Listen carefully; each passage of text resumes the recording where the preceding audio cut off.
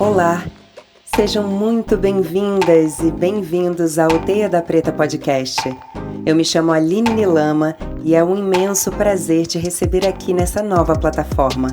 A ideia desse podcast é compartilhar histórias, vivências que se entrelaçam na minha vida e na sua também, trazendo arte, cultura, educação e bem-estar de um jeito descontraído e gostoso de ouvir. Aqui você vai encontrar pessoas do Brasil e do mundo completamente emaranhadas nessa teia. Está no ar o Teia da Preta Podcast. Vamos juntos?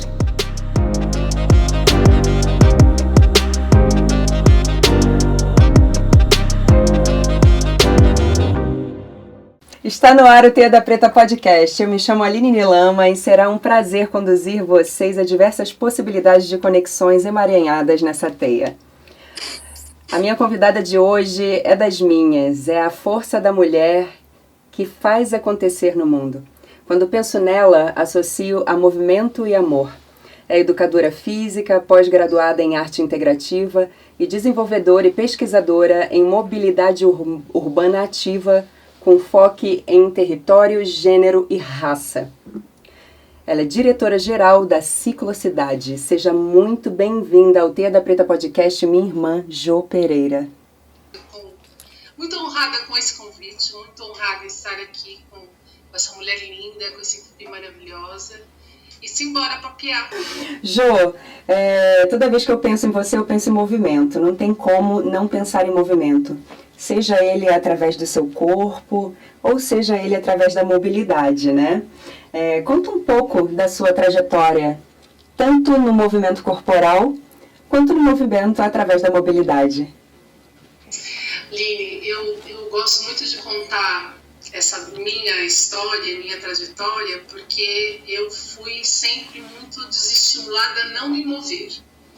Primeiro e principalmente por ser uma mulher grande, desde muito pequena, eu sempre fui maior, mais alta que as outras meninas, e sempre ouvia de que meu corpo não era um corpo para ser movido da maneira que eu queria, não era um corpo para ser um corpo artístico, nem um corpo ginástico, nem um corpo que fosse para ser contemplado, era um corpo de fazer, era um corpo para força. E eu me incomodava muito com isso, porque eu não me via nesse gigantismo que as pessoas me apontavam. Eu me via uma menina muito pequena, eu me via muito pequena, muito menor que todo mundo. Isso tinha a ver com tudo que a gente sabe hoje, do racismo, do machismo, do sexismo. E muito criança, eu falando esses incômodos para minha mãe, eu tenho uma mãe incrível, não é à toa que ela se chama Vitória, e falei para ela que eu me incomodava com aquilo, mas eu não sabia o que fazer. Ela me levou para terapia aos 5 anos de idade, a gente morando num lugar muito humilde, periférico, mas ela foi buscar uma terapia, porque disseram que isso podia ajudar. Me ajudou bastante. Mas de tudo, o que me ajudou foi ir para o esporte. Eu fui atleta até os 17 anos, eu fui atleta de vôlei, e que eu gostava muito, porque daí eu entendi por que eu tinha esse tanto de corpo, esse tanto de força, esse tanto de destreza no corpo, mas ainda não era isso. Eu não queria usar o meu corpo para força, para competição. Eu não queria competir com ninguém, eu não queria estar num lugar para ser mais que outra pessoa. Eu queria construir junto. E fui fazer dança aos 13 anos de idade. Só que eu venho de uma família que todo mundo dança, menos eu. Eu não dançava. Eu era extremamente tímida. Tímida ao ponto de, quando chegavam pessoas na minha casa, eu ia para o meu quarto e mergulhava nos livros, que eram os meus grandes parceiros. E aí, eu com 13 anos, eu falei, não, eu vou fazer dança. Só que meu pai não podia saber, porque o sonho dele é que eu continuasse no vôlei, me tornasse uma grande jogadora e, enfim, entrasse em seleções, enfim, construísse minha carreira como atleta.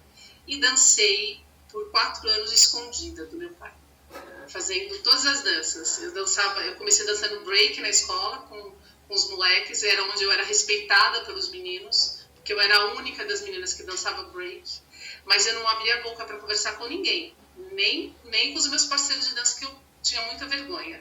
E aí fui fazer jazz, que era isso, anos 80 era jazz. Era jazz. Fui fazer danças afros, fui fazer balé. No balé foi o lugar mais difícil que eu encontrei, porque de novo encontrei um lugar que virou para mim e falou: aqui não é o seu lugar, o seu corpo não é para essa técnica. Você tem uma bunda grande, você tem uma coxa grande, você tem peitos grandes, você é uma mulher grande, você não é para fazer balé. Eu fiquei muito mal, muito incomodada, mas eu não dei ouvido para aquilo. Eu falei: eu não quero saber, eu vou fazer balé, eu quero fazer balé. E fui fazendo, eu fiz balé por 7 anos, e o último mestre que eu tive, que foi um grande mestre mesmo, que foi o professor Humberto Silva, ele um dia disse para mim, ele falou: não deixe nunca que ninguém lhe diga o que você tem que fazer com o seu corpo e com as suas potências artísticas do seu corpo. E eu lembro que ele falou aquilo para mim, me atravessou, mas eu não sabia muito bem se ele estava me incentivando ou se ele estava me tirando o pouco que eu tinha conquistado. Anos depois, encontrei com essa mesma pessoa incrível, encontrei trabalhando já na dança, né? Eu sou profissional de dança desde os 18 anos, e ele me olhou e falou assim: eu tinha certeza disso, Jô Pereira, eu tinha certeza que os palcos eram o seu lugar, eu tinha certeza que a arte cênica era o seu lugar, eu tinha certeza que você tinha muito para dizer com esse corpo cheio de histórias, cheio de extremidades, cheio de poesias. E aquilo eu fiquei muito feliz, porque foi um homem que me incentivou muito, muito diferente de muitas mulheres que eu encontrei na dança que me estimulavam.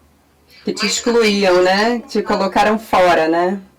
Colocaram fora. Mas eu ainda não tinha encontrado a minha galera, a minha tribo, os meus pares dentro disso. Quando eu encontrei os meus pares, as minhas pares, isso foi criando teve outra dimensão e outra instância. E a soma de tudo isso, a bicicleta vem antes de tudo isso, antes de ser atleta, antes de ser bailarina. A bicicleta sempre foi o meu lugar de me descobrir. Então, aos 2 anos de idade, comecei a pedalar. Eu ganhei meu primeiro tico-tico. E aí fui ganhando as bicicletas à medida que eu ia crescendo. Claro que numa família periférica, numa família pobre, numa família preta, a sua bicicleta nunca é só sua. Não, ela já vem de outras pessoas e mesmo assim você tem que compartilhar com a família toda, né? Exatamente, né? A gente fala de bike sharing, sempre tive bike sharing, minha bike sempre foi sharing, sempre foi compartilhada com todo mundo. Mas, beleza, tudo certo isso. E eu fui entendendo à medida que a bicicleta eu fui crescendo junto com a bicicleta, que ela podia me levar para lugares incríveis, incríveis. E quando eu tinha uns 9 anos, eu andava no quintalzinho que tinha em casa, circular, porque eu não podia andar na rua, né? Porque isso, meninas não vão para as ruas, meninas não brincavam nas ruas. É perigoso, meninas sozinhas nas ruas. Exatamente. E aí eu fui colocando em cada ponto desse quintal os lugares que eu queria ir. Então eu coloquei o Japão, eu coloquei o Nordeste do Brasil, eu fui colocando vários lugares, ia fazendo era o meu mapa afetivo, era o meu mapa para onde eu ia de bicicleta. E eu fiz isso. Eu fui para o Japão, eu fui para a Bélgica, eu fui para Amsterdã, eu fui para Portugal, eu fui para Cambori, eu fui fazer corrida de aventura, eu fui fazer muitas coisas e continuo fazendo com a bicicleta. E hoje eu tenho aí algumas atuações com a bicicleta, que é a que mais me aquece o coração, é o Pedal na Quebrada, onde eu ensino outras mulheres, outras meninas, outras crianças, outras jovens dos territórios periféricos a pedalarem. E entender não só a pedalarem, a saírem das suas casas, a acreditarem que é possível, que não é perigoso, que elas podem ocupar esses espaços. Exatamente, ocupar esse lugar, que é essa terra, que é esse quintal. Buscar esses lugares de existir e ser nesses lugares. Jô, como o seu caminhar, esse tudo que você acabou de colocar pra gente, te levou a desenvolver e a pesquisar sobre a questão da mobilidade ativa nas periferias? Eu venho de uma periferia, que é uma periferia próxima à região central de São Paulo, que é a Vila Santa Catarina, e é bem importante trazer que periferias não são só as franjas da cidade, ou as partes mais afastadas da região central de uma cidade, mas também tem muitas características dentro de regiões que caracterizam ser uma região periférica. Então, a falta de acessos, a falta de infraestrutura social, infraestrutura viária, infraestrutura cicloviária, infraestruturas de saúde, de educação, de cultura, de lazer, isso também caracteriza a escassez, né, de uma região, e essa escassez também pode se nominar a periferias. Então, dentro da Vila Santa Catarina, eu me sentia muito ilhada, porque para tudo que eu tinha que fazer era tudo muito distante, tudo eu tinha que buscar fora daquele território, por mais que eu não estivesse tão longe da região central. Uhum. Então eu comecei a andar de ônibus muito cedo, aos 11 anos de idade, para poder ir treinar vôlei, para poder ir fazer um esporte, porque onde eu morava não tinha isso com qualidade. Uhum. E aí, com 14 anos, eu comecei a usar a bicicleta para me locomover no meu bairro e comecei a dar umas escapadas do meu bairro para outros bairros. E comecei a entender que eu podia me deslocar desse jeito. Eu podia me deslocar de bicicleta também, muito mais até do que a pé, muito mais até do que ônibus, que às vezes o ônibus eu não tinha grana. Com 4 filhos, você tinha que pensar grana para os 4 filhos, né? Sim. Que são a quantidade de crianças, né, que a gente tinha em casa. E eu comecei a usar a bicicleta muito timidamente na cidade, muito timidamente. Por quê? Você tinha medo? Eu tinha medo, mas mais do que o medo, eu tinha uma gana. Eu tinha uma gana de saber para onde mais eu podia, até onde eu conseguiria pedalar. O medo, ele não me freava, ele me cuidava. Uhum. Assim, tipo, mana, atenção, né? Fica ligada, porque tem que ficar ligada nas ruas, nos carros, não tinha ciclovia, não tinha nada disso que a gente está discutindo de hoje em dia. Não tinha nada disso. E tinha menos carros do que tem hoje, só que tinham tantos acidentes quanto tem hoje, tinha ainda esse desrespeito com as pessoas que andam a pé e de bicicleta. Sim. Mas eu não estava muito preocupada com isso. Eu queria ir para mais lugares. E você fazia isso sozinha? Ou seus irmãos? Sozinha? Sozinha. Meus irmãos, o caçula gostava de pedalar, mas o mais velho e a minha irmã nunca foram muito do pedal. E aí eu comecei a encontrar com uns amigos que também pedalavam. Porque é isso, eu procurava as meninas, não, Ju, não vou, eu tenho medo, não vou, a minha mãe não deixava também. Eu falo isso sempre, minha mãe não deixava, mas eu dava umas fugidinhas. Aí com 18 anos eu comecei a usar mais a bicicleta para ir trabalhar. E eu comecei a trabalhar muito distante, entrei na faculdade, comecei a trabalhar e usar a bicicleta nesse misto. Tinha dias que eu ia de ônibus, tinha dias que eu ia de bicicleta. E aí a bicicleta entrou na minha vida como organicamente, assim, eu precisava da bicicleta como eu precisava de água. Uhum. E os dias que eu não pedalava, era como se estivesse me faltando alguma coisa. Então a bicicleta eu tenho uma relação com a bicicleta que é uma relação de amor mesmo, de parceria. Você considera ela uma extensão do seu corpo? Eu considero uma extensão do meu corpo, mas eu considero ela muito minha parceira. Das tantas bicicletas que eu já tive na minha vida e das tantas que já foram roubadas na minha vida, eu considero a bicicleta a minha parceira, a minha amiga, a minha propulsora de caminhos, assim. E aí eu fui sacando que o meu incômodo de não encontrar outras mulheres pedalando era um incômodo real. Uhum. Nós somos poucas pedalando, não só na cidade, no país. Sim. Somos poucas.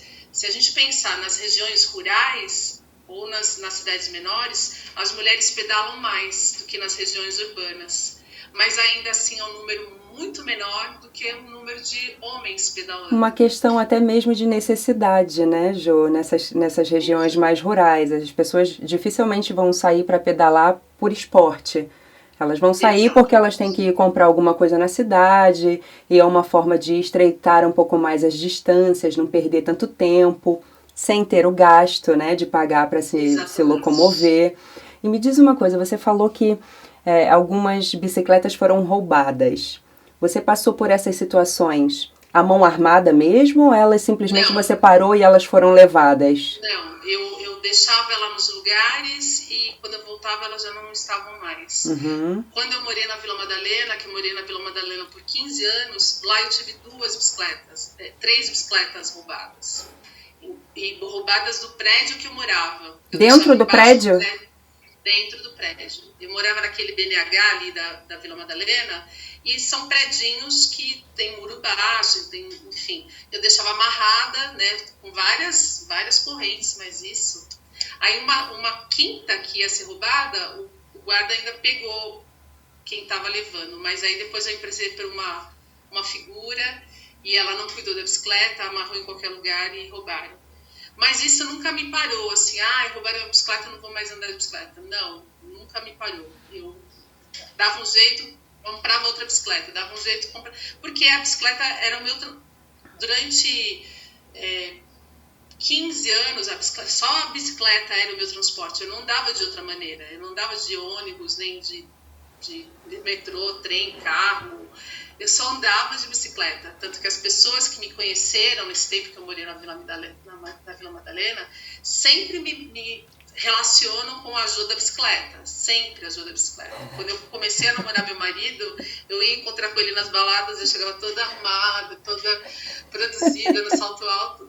De bicicleta. De bicicleta, sempre. Você acha, ele se apaixonou mais por você na bicicleta do que fora da bicicleta, fazia parte do combo.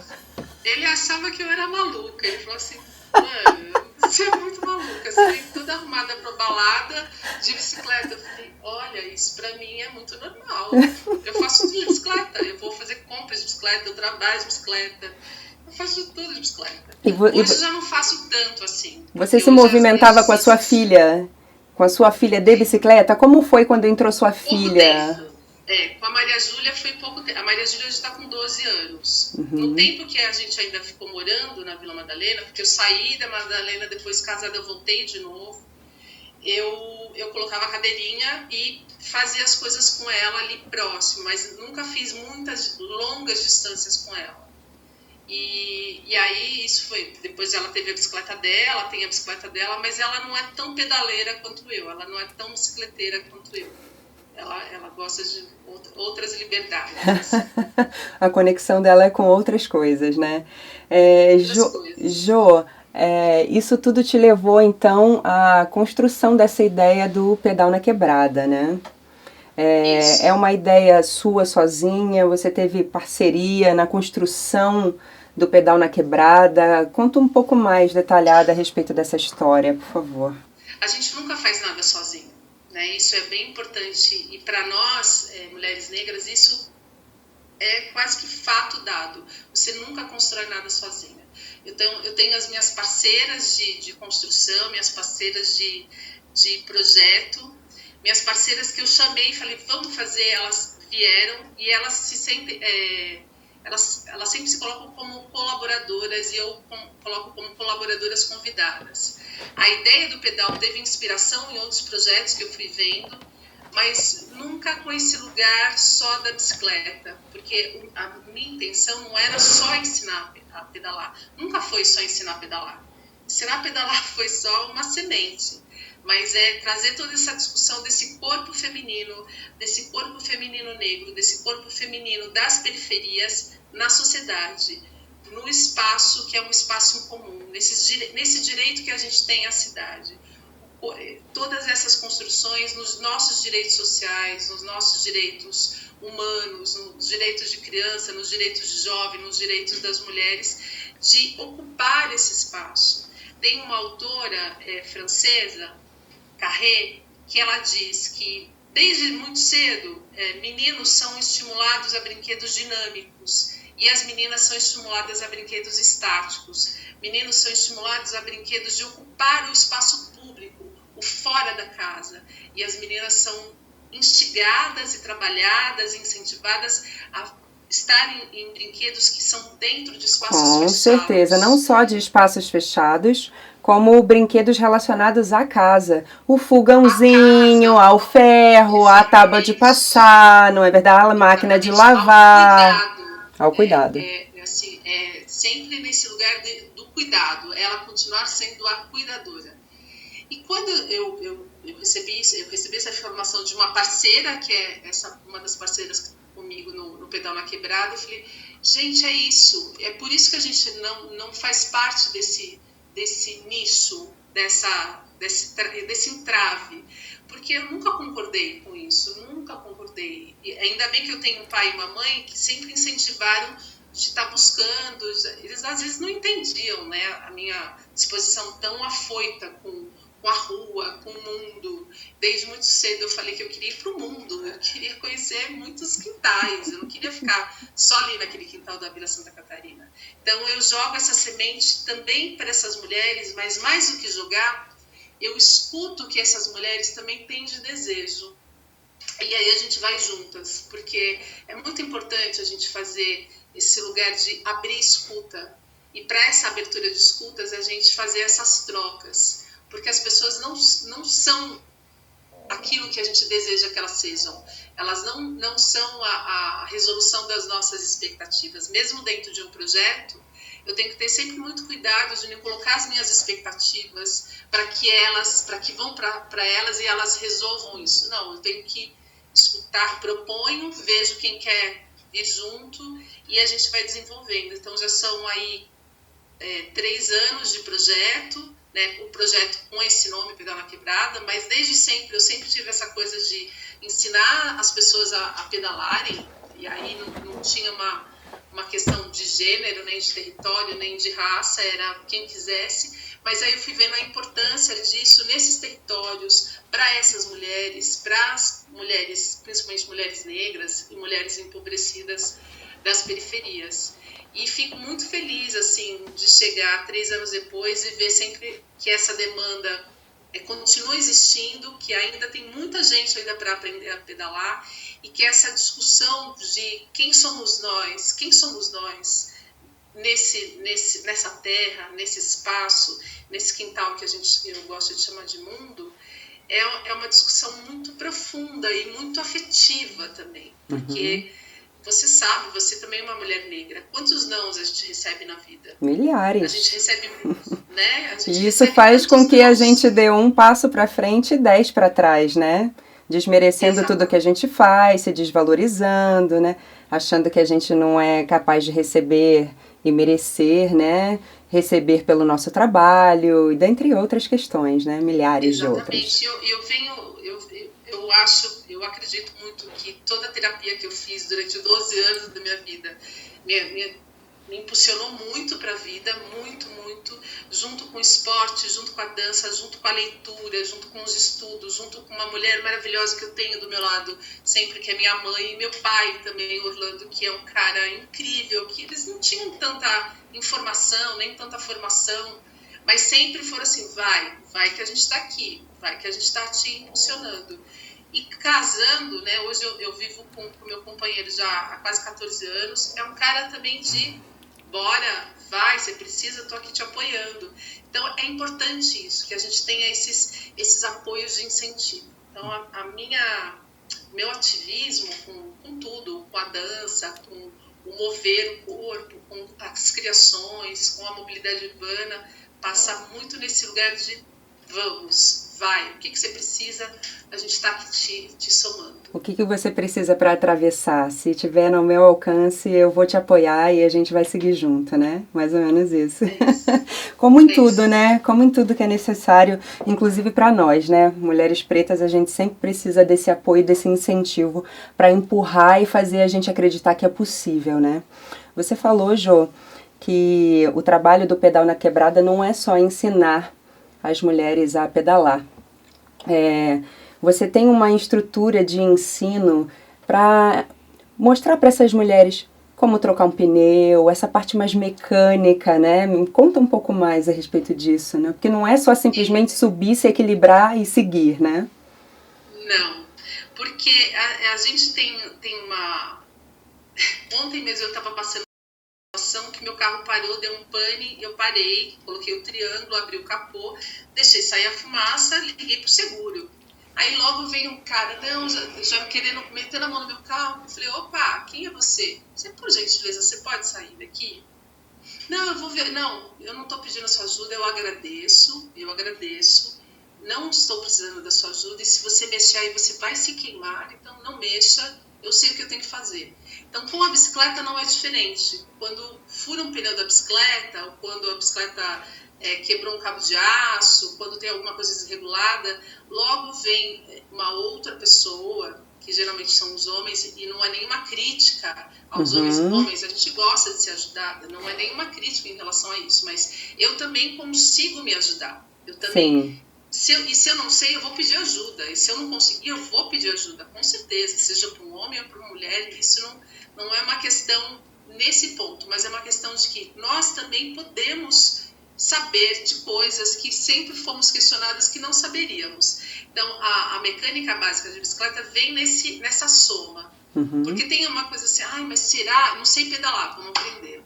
Pedalou, puxa, furou meu pneu, o que eu faço? Vamos trocar. Furou o pneu, vamos trocar. É difícil? Não é difícil. Não é difícil, desde que você aprenda.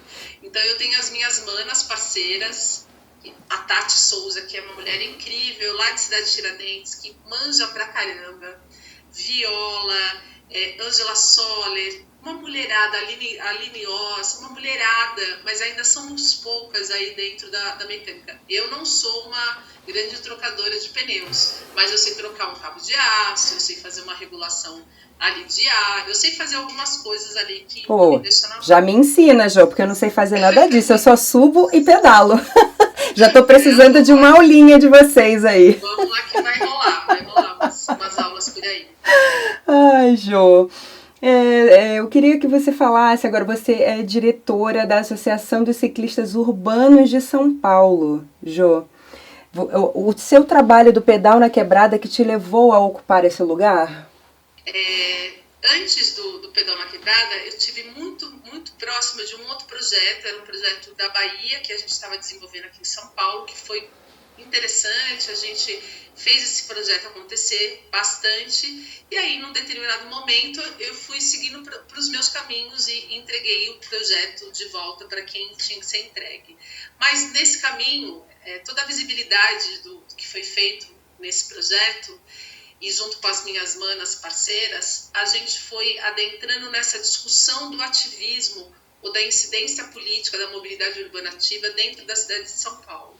E no que isso tem de importância? As mulheres ainda somos as que mais sofrem todos os tipos de violência na mobilidade, nos deslocamentos. Nós, mulheres, ainda somos as que mais andamos a pé e menos andamos de bicicleta, seja para o lazer ou seja para o transporte. Somos as que mais usamos o transporte público. Nós, mulheres, somos as que temos mais trajetos antes de chegar ao ponto final desse primeiro deslocamento. Então, geralmente, principalmente quando essa mulher, quando nós mulheres temos uma família, seja criança, seja um adolescente, seja alguém que a gente cuida, a gente não sai de um ponto a outro. A gente não sai de casa para o trabalho. A gente sai de casa, primeiro vai resolver alguma coisa na farmácia, no mercado, no médico, e depois vai para o trabalho. Então, a gente tem uma mobilidade um pouco cruzada e que está relacionado àquilo que a gente já falou em algum pedaço da conversa, a esse lugar do cuidado. O cuidado ainda é majoritariamente das mulheres. Isso atravessa a nossa mobilidade. Então, essas questões todas foram sendo, para mim, muito importantes e muito visíveis ao longo dessas influências aí, dessas participações em grupos de discussão sobre mobilidade urbana ativa. E quando eu me aproximei da ciclocidade, eu me aproximei num projeto chamado Feminismo sobre Duas Rodas. Era a gente discutir o nosso papel de mulher dentro de uma cidade tão grande, tão cheia de questões que é São Paulo, nas 5 regiões. Então a gente foi para 5 regiões de São Paulo ouvir as mulheres, discutir junto com as mulheres, visualizar as situações de cada lugar e principalmente agregar com informações de outras mulheres para o quanto que a mobilidade interferirá e continua interferindo muitas vezes nessa mobilidade social também de nós mulheres. E principalmente quando a gente faz os recortes de territórios periféricos, pensando em territórios periféricos com escassez de acessos, no gênero que a gente já está trazendo, e na questão racial, as demandas são muito grandes e a falta de acessos, pensando em acessos com amplitude aí, ela também se torna muito maior.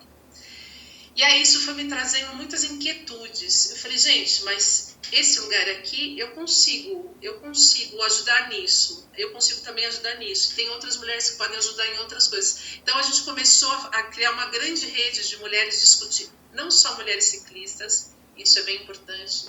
Quando a gente discute mobilidade, não é mobilidade ativa de bicicleta, não é só com mulheres que pedalam, mas também incentivar a mulheres que ainda não pedalam e, mais do que incentivar, trazer essas imagens de o quanto que a mobilidade interfere na sua vida, tanto positivamente quanto na falta. E aí isso eu acabei me aproximando mais da ciclocidade e acabei sendo eleita, já estou na segunda gestão, no segundo biênio como diretora-geral. Dentro da ciclocidade tem uma parceria incrível dentro dessas temáticas todas que eu sempre militei, ou que eu venho militando com mais afinco nos últimos 15 anos. Isso tem sido muito importante porque isso tem reverberado em outros estados também. Mais mulheres negras participando nessa discussão, mais mulheres negras à frente dos cargos que antes ficavam majoritariamente com os homens brancos e poucas mulheres brancas. E hoje a gente está até comemorando, porque a gente tem a primeira mulher negra presidenta da União de Ciclistas do Brasil, que é a Ruth Costa, que foi eleita ontem. Isso é de uma potência.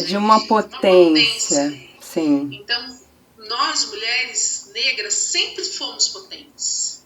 A gente nunca foi diferente disso, senão o nosso povo negro não estava continuando vivo. Só que nunca as portas são abertas de fato. Então a gente não está esperando mais essa porta aberta. A gente vai lá e abre. E escancara. A gente vai lá e cria as oportunidades. A gente não está esperando alguém nos dar a chave para a entrada. A gente está fazendo as nossas próprias chaves. Claro que isso nunca é sozinha. Nunca. E também não acredito na segregação. Acredito que tem muitos parceiros e parceiras da branquitude que são nessa luta, que estão também nessa luta antirracista. Mas ainda não somos uma maioria desse povo. E é para essa maioria que a gente vai trabalhando. Jo, você falou uma coisa muito importante anteriormente a respeito dessa questão do medo da mobilidade, né? Das mulheres saírem para as ruas mesmo e ocuparem esses espaços, fazerem os seus trajetos com a bicicleta, né? Não tem como não recordar de uma questão que aconteceu há não muito tempo atrás, de um carro que passou por uma bicicleta com uma mulher e os integrantes do carro, um deles, né, deu um tapa na bunda dela, né, causando um acidente muito feio que poderia ter realmente colocado em risco a vida dessa mulher, né? Enfim, isso tudo, quando a gente vê na TV acontecendo, causa um medo, um pavor ainda maior dessa exposição, da saída das mulheres para subirem suas bicicletas e seguirem os seus trajetos em paz, né? O que pode ser feito, na verdade? Como você vê essa questão dessa reeducação, né? Para que mais mulheres possam estar nas ruas em segurança?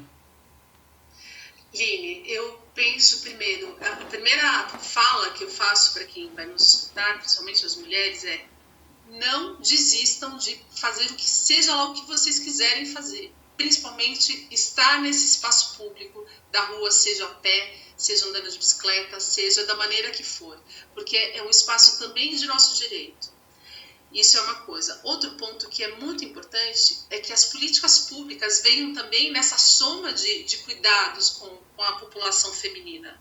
Essa soma de cuidados vai em que viés? De ter infraestrutura tanto de segurança viária quanto de segurança cicloviária em toda a cidade, para todas as cidades. Isso é um ponto.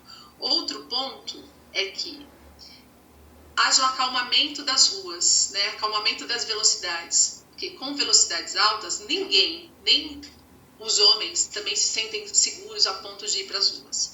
Agora, em relação aos nossos corpos, a esse assédio, essa invasão, quase que uma invasão legitimada aí por governos, né? Por esse desgoverno e por outros momentos que já tiveram, esse acesso ao nosso corpo não é um acesso que é um acesso de permissão, é um assédio.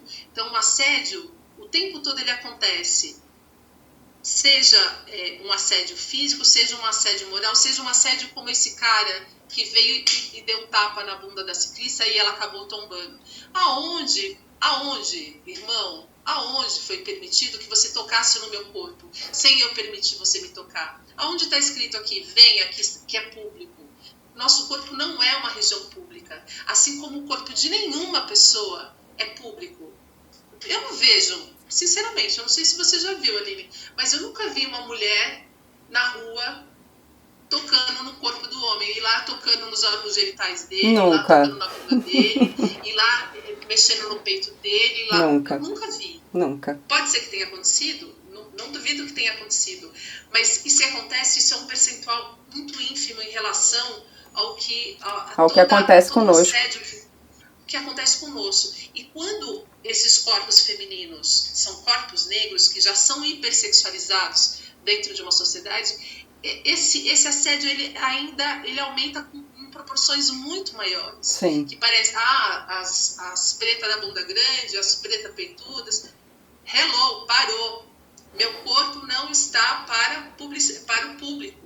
Meu corpo é minha propriedade privada e só toca nele quem eu permito que faça isso. Exato. Isso é um lugar. Aí, se a gente vai pensar em transporte público, eu lembro muito novinha, com 11 anos, no ônibus, os caras se ralando em mim. E eu cheguei em casa e falei para minha mãe, não entendi o que estava acontecendo, eu achava que eu era muito grande, estava ocupando muito espaço, de novo aquilo que eu falei. Minha mãe falou, você vai levar uma agulha. Cada vez que você sentir isso, você não precisa mostrar a agulha não, dá uma agulhada pela sua mochila. E eu comecei a fazer isso. Eu faço a mesma coisa com a minha filha hoje. Hoje minha filha anda aos 12 anos, esse ano ela começou a andar de ônibus, e eu dou todas as informações para ela. Filha, olha, não senta no fundo do ônibus, não senta no canto do ônibus, senta perto do cobrador, da cobradora, mas não precisa ser grudado também, que também pode vir um assédio desse lugar. Não dá atenção para as pessoas, se fecha. Olha só, sim, que violência. Que violência. Que violência. Quanta coisa você tem que quase se engradar, colocar uma armadura e ir para a rua. Eu não quero, eu não gostaria de falar isso para minha filha. Mas se a gente não falar, a gente vai estar expondo, né? As nossas filhas, né? Nós que temos filhas pretas, se a gente não ensinar como funciona... Eu, já adulta, fui assediada dentro do ônibus, Jô. Várias vezes. E a última vez foi por um cobrador. Quando eu passei e paguei a passagem, ele meteu a mão no meu peito, Jô. Que isso fique registrado aqui. Eu parei esse ônibus no ponto final, eu chamei a polícia, eu fiz um escarcéu, eu fiz um boletim de ocorrência. Quando eu desci do ônibus, eu falei para todo mundo da fila, assim, esse ônibus não sai daqui, vocês não vão subir. Porque esse ônibus vai ser recolhido, eu estou chamando a polícia porque eu fui assediada por esse cobrador. Então, eu levei a coisa para frente, a gente não pode ter medo de tomar as atitudes, entendeu? A gente não pode ter esse medo. A gente não pode ter medo de falar. E as nossas filhas expostas a uma situação dessa, sem a devida educação, né? Sem a nossa orientação, imagina para elas o quanto pavoroso não seria passar por uma situação dessa. Infelizmente acontece. Infelizmente acontecia e continua acontecendo, né? É muito importante a gente falar aqui, nessa plataforma, né, que mais pessoas ouçam a respeito disso tudo e das violências sofridas e o que a gente faz para impedir que a gente sofra essas violências, né? Falando em violência, hoje a gente não pode deixar de falar da Marina Harcourt. Eu acho que é importante a gente deixar frisado aqui não só essa questão da violência física, mas quais as atitudes que precisam ser tomadas com relação a atropelamentos de ciclistas. Porque se a bicicleta ela ocupa um espaço de um carro, o que dá o direito de um carro atropelar uma ciclista ocupando o seu próprio espaço? A gente não pode deixar passar isso em branco, né? Porque hoje é um dia muito importante e a gente precisa deixar isso gravado aqui, Jô. Hoje é o dia que está sendo feito o julgamento do assassino da Marina Harcourt. A Marina Harcourt que foi assassinada em 8 de novembro de 2020, voltando de um lugar e indo para a casa dela, onde o atropelador, além de atropelar, ele não socorreu. Ele estava numa velocidade acima da velocidade permitida naquele lugar, que era de 50 km, que já é alta para uma avenida. Ele estava a mais de 90 km, estava embriagado e ainda não socorre. Então, assim, as leis no país em relação a pedestres e ciclistas são leis muito desencorajadoras para a gente estar nas ruas. Sim. Só que não pode, um ciclista e um pedestre nunca podem ser os culpabilizados por sua morte, pelo que acontece com o seu corpo, porque existe nós vivemos infelizmente numa sociedade onde o carro, além de ser um veículo, né, além de ser um veículo de transporte, ele acaba se tornando um lugar de poder e um lugar de arma. É um poder quase uma arma de fogo. Sim. E um poder que mata. E eu vou falar isso com letras garrafais. Os homens motoristas ainda são os maiores infratores de acidentes graves. Hoje acidente não é mais colocado como acidente, é colocado como sinistro. Uhum. De sinistros graves, que levam à morte de pessoas que sofrem essa E essa isso é condição. comprovado estatisticamente. Se você fizer um levantamento nos seguros, os homens pagam muito mais caro pelo seguro dos seus automóveis do que as mulheres, né? Exatamente. Então, é muito grave. Então, o que aconteceu com a Marina não pode continuar acontecendo. Não. Não é porque Marina era minha amiga, estou até aqui, a Marina está sempre comigo, pedale com a Marina, minha amiga, mas a Marina ela morreu defendendo aquilo que ela sempre fez. A mobilidade das mulheres precisa ser uma mobilidade segura. Sim. Precisa ser segura para todas as pessoas. Porque ela foi morta e ela foi assassinada numa via onde tinha toda a infraestrutura. Na Avenida Sumaré, com ciclovia, com iluminação, com tudo isso. E ainda assim, ela foi assassinada e ainda quiseram trazer uma culpabilização porque ela não estava com capacete. Isso é um absurdo. Capacetes não salvam vidas nessa graduação aí de violência. Capacete é para quando você tem uma queda simples. Uhum. Não para uma colisão a mais de a 90 km por hora. Nenhum capacete segura isso. Ela podia estar com armadura de ferro. Ela ainda assim podia ter sido levada à morte como foi. Então, esse julgamento que está acontecendo agora, uhum. Uma hora, no fórum aqui de São Paulo, ele precisa ser um julgamento que traga uma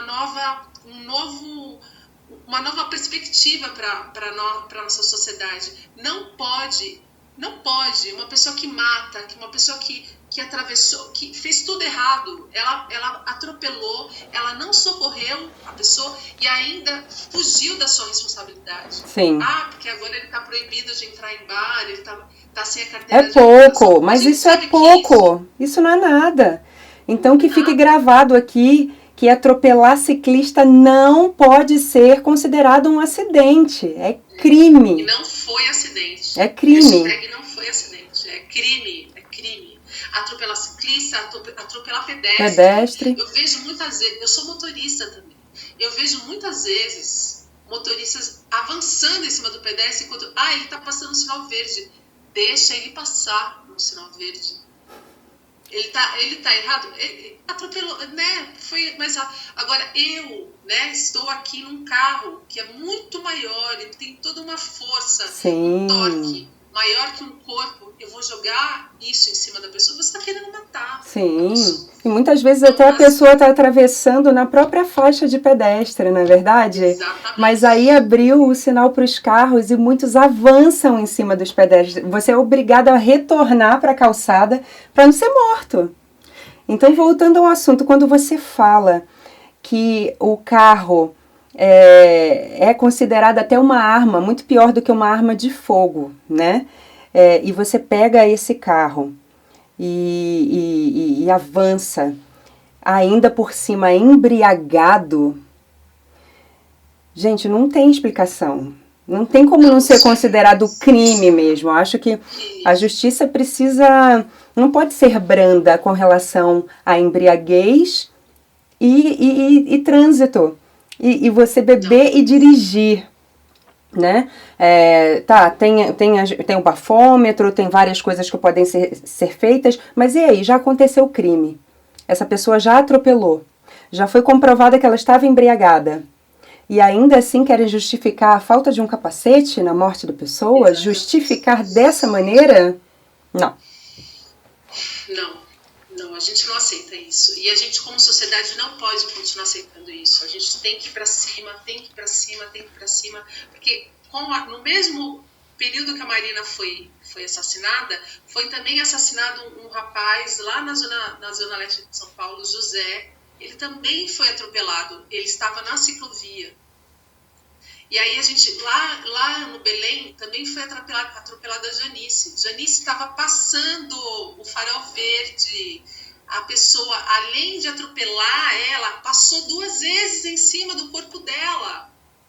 Foi para trás e voltou e passou o carro em cima de novo. E não socorreu Janice. Então, isso todos os dias acontece. Não é que aconteceu com a Marina, aconteceu com o José, aconteceu com a Janice. Todos os dias. E tem que parar de acontecer. Infelizmente, no Brasil, a gente está vivendo uma epidemia de mortes no trânsito há muitos anos. Sim. Há muitos anos. E isso precisa ser impedido. Tem que ser impedido através das leis, através de governos que entram e colocam como tarzeta, acelera São Paulo, acelera, você entende que joga o seu carro para cima, né? Uhum. E a gente não precisa. São Paulo não anda muito mais que 50 quilômetros. Você não precisa andar mais que 50 quilômetros. Sim. Então, com acalmamento de trânsito, com respeito às leis de trânsito, com educação que tem que ser nas mídias e também nas escolas, também na formação desses motoristas, tanto os novos quanto os velhos motoristas, isso tudo é um conjunto da obra, né? Mais fiscalização a gente precisa. Por que a gente tem tantas multas? Uhum. Se tem tantas multas é que existem muitos infratores. E ainda assim não se minimiza toda essa situação epidêmica que a gente vive, desses sinistros acontecendo nos trânsitos. Mas vamos lá, a gente não pode desistir, não pode deixar de ocupar os espaços por toda essa violência. O que a gente tem que fazer é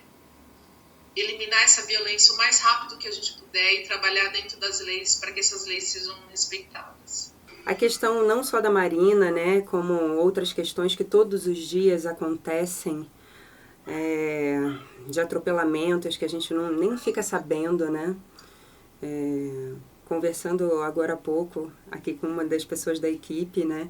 A gente conversou a respeito de um atropelamento onde a pessoa foi lá e jogou o braço, né? Então, atropelei e jogo, né? São coisas muito absurdas, não cabem no meu entendimento, acredito que no seu e das pessoas que estão ouvindo a gente nesse momento.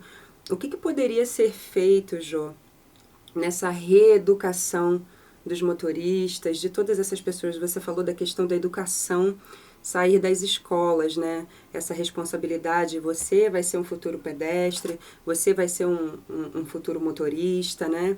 Você vai estar com a sua bicicleta na rua, como vai ser o seu respeito com o próximo, consigo, né? O pedal na quebrada tem essa postura de educar essas pessoas que estão chegando e subindo numa bicicleta pela primeira vez na vida? Em relação ao pedal, o pedal na quebrada, sim, quando a gente está ensinando a esse pedalar, a gente ensina toda a como estar inserido nesse espaço público que são com outras pessoas. Nem todas as pessoas sabem disso, mas a bicicleta é um veículo que está no Código Nacional de Trânsito.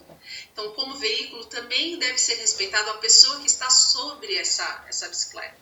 E é uma coisa que a gente sempre leva para os aprendizes, para as aprendizes. Mas tem uma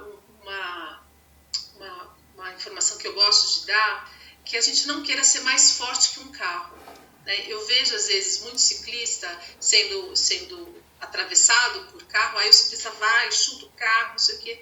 Também não funciona. Esse tipo de violência não funciona, porque uma violência gera outra. Exatamente. Quem está de carro, ele está com uma arma.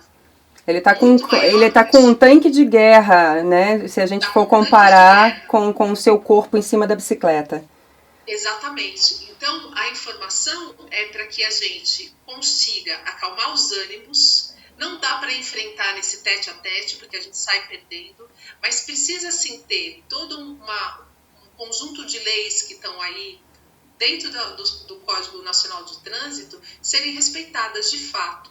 Hoje, o ano passado, foi aprovado lá para que a validade da carteira agora fosse para 10 anos. Isso é péssimo. Isso é péssimo. Não tem uma reciclagem, né? Em 10 anos a pessoa ela envelheceu. A pessoa vai relaxar em relação a todas as condições ali. Eu acho importante a cada 5 anos renovar saber suas condições psíquicas, suas condições visuais, né? Uhum. Fazer toda essa renovação, seu entendimento quanto às leis, quanto a pessoas, quanto a outros veículos, é importante isso. Então, infelizmente, esse desgoverno também trouxe essa outra infelicidade, que é aumentar esse tempo de validade da carteira. Mas, independente disso, eu acho que até antes de tudo isso, antes de leis, antes de cobranças, antes de multas, as pessoas que dirigem, elas devem ser responsáveis, mas com sensatez no que elas estão fazendo. Porque dirigir primeiro você aprendeu a fazer aquilo. O carro é uma máquina. Então, você não pode usar essa máquina contra outras pessoas. Sim. É uma máquina para deslocamentos, para transporte. Não é uma máquina para ser de guerra. Eu assisti esses dias, em 2 lugares diferentes, atropelamentos, que não foi aqui no Brasil, atropelando 18, 40 pessoas. Sim. Olha o quanto e de novo é esse lugar do carro sendo um poder de matar. A gente tem que reverter isso. Isso pode passar por uma educação de trânsito feita nas escolas, mas isso também tem que ser dito dentro das casas. Isso também tem que ser falado quando a pessoa está se formando como motorista, quando está construindo, né, estudando lá a condução. Então, essa responsabilidade a gente não pode colocar também só em relação às leis. A gente tem que colocar em relação à formação das pessoas. Sim, com certeza. O caráter das pessoas está completamente imbricado nas atitudes que ela toma fora ou dentro de espaços. E essa atitude de motorista tem total a ver com isso. Hoje a gente vê mais pessoas parando em faixa de pedestres que não tenham lá o semáforo. Gente, não tem que ser surpreendente isso, tem que ser normal. Sim. Eu tenho que parar quando uma outra pessoa está passando, porque não cabem 2 corpos juntos no mesmo espaço. Uhum. E outra informação que dentro do Código Nacional de Trânsito tem, o maior protege o menor. Então, um caminhão protege um carro menor, que protege o motociclista, que protege o ciclista, que protege o pedestre. Não é um atacando o outro. Não existe isso dentro das leis. E não pode existir isso dentro da cabeça das pessoas. Muitas vezes, o carro ele atravessa na frente do ciclista e coloca a culpa no ciclista. Existem pessoas sem educação em todas as instâncias, tanto em cima de uma bicicleta, quanto num carro, quanto como pedestre. Mas a gente não pode se guiar as pessoas que estão trazendo mazelas. A gente tem que se guiar por aquelas que estão acrescentando algo positivo na sociedade. Então, eu milito muito por esse lugar, né, que nós, fora de qualquer veículo, nós somos pedestres. Fora da bicicleta, nós somos pedestres. Fora de um carro, nós somos pedestres. Fora de um transporte público, nós somos pedestres.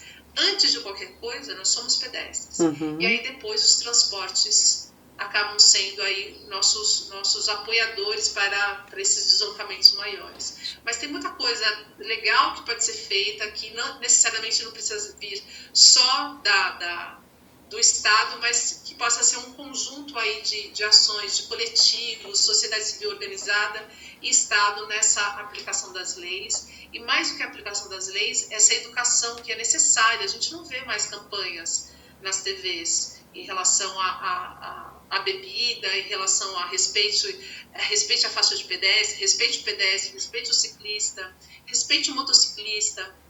Esse respeito precisa existir, senão a gente vai ser aniquilado cada vez mais, o número de mortos cada vez mais vai ser aumentado ao invés de estar diminuindo.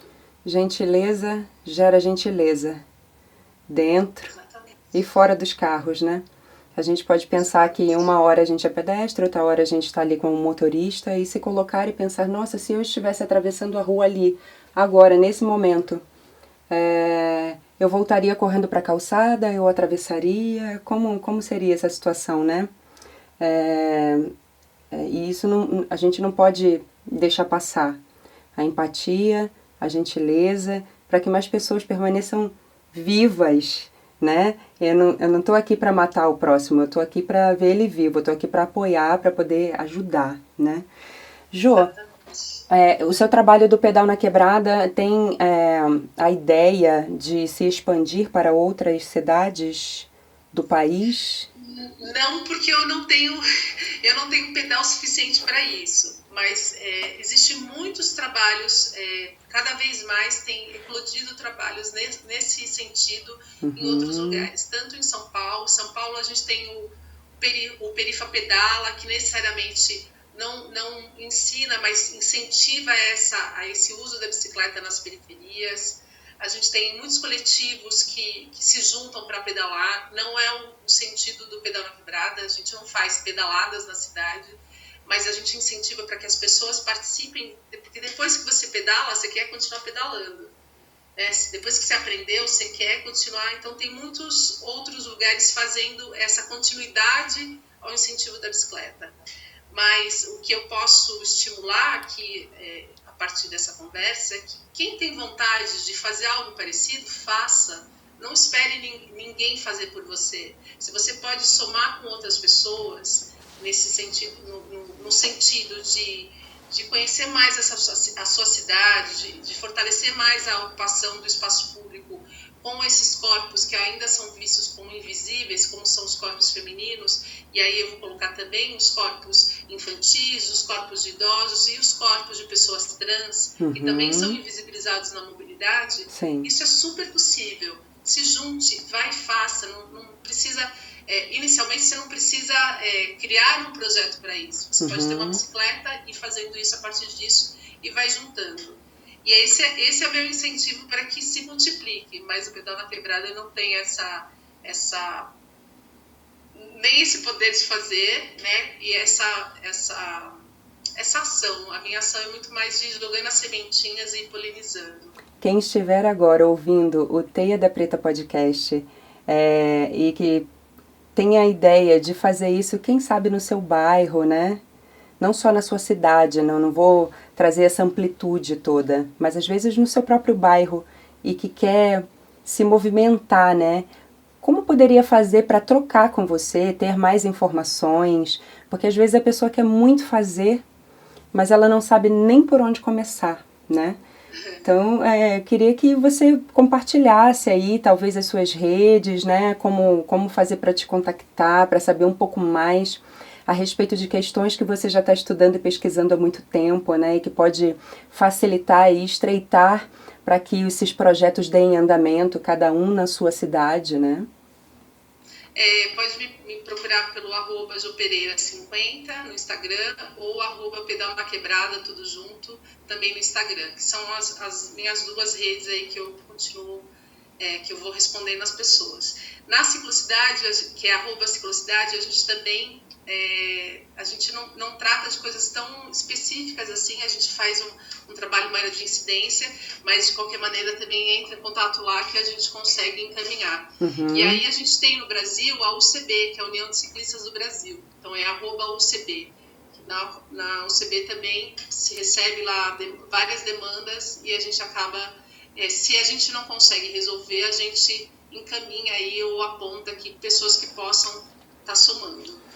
Acho que é isso. E aí que eu gostaria de dizer que a arte é tudo na vida, o movimento é tudo na vida, e fazer as coisas que a gente ama fazer, isso sim é felicidade, isso sim é riqueza. Todo mundo quer uma boa conta gordinha, mas enquanto a gente não chega nesses milhões, a gente fica ali nas coisas que nos alegram o coração, nas trocas. Isso é o melhor de tudo. Eu acho que essa pandemia também trouxe a gente mais para um chão, pelo menos para quem estava buscando esse chão, trouxe mais para esse pé no chão, que a vida é agora, não tem depois. Sim.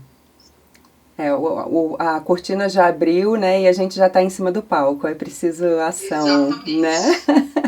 Jo, eu queria muito, muito agradecer por todo o conteúdo rico que você acabou de trazer aqui, né, que mais pessoas possam ser apoiadas no sentido de ter coragem mesmo de subir nas suas bicicletas e ocuparem os espaços das ruas com segurança, né? Com o apoio do governo para que isso aconteça da melhor maneira possível. Muito, muito obrigada. Você é sempre uma presença muito rica na minha vida. Aqui, não só no Teia da Preta Podcast, como fora dele. Então, muito obrigada. Muito obrigada. Não desiste, continua se movimentando, não pare nunca. E aqui a gente deixa a nossa força, Marina presente, né? Pedale como a Marina. Que mais pessoas queiram pedalar com a força que ela tinha e com a força que você tem. Muito obrigada pela sua participação. Um beijo grande. Esse foi mais um episódio do Teia da Preta Podcast. Se você gostou, compartilhe essa história, ativa o sininho para não perder os próximos episódios. Beijos e até a próxima semana.